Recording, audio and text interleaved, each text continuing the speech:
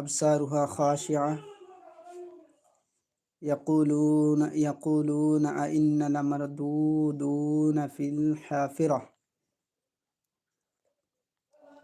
আল আয়া। সাদাকাল্লাহুল আযীম। তো দেখেন আল্লাহ পাক রব্বুল আলামিন বলছেন কুলুবু ইয়াউমা ইযিন ওয়াকিফা, সেদিন অনেক হৃদয় ভীত স্বতন্ত্র হবে।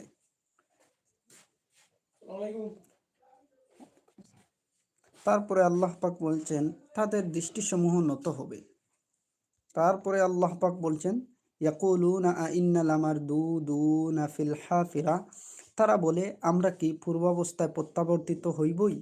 তো দেখেন আল্লাহ রাব্বুল আলামিন বলছেন যে সবাই এই পৃথিবীর যত মানুষ বা ইনসান জিন আছে সবাই কিন্তু মারা যাবে, মারা যাওয়ার পরে কবর থেকে পুনরুত্থিত হবে এবং ময়দানে মাশরে আল্লাহ পাক রাব্বুল ইজ্জত ওয়াল জালালের সামনে সবাই একত্রিত হতে হবে। তো সেজন্য মূলত স্বীকার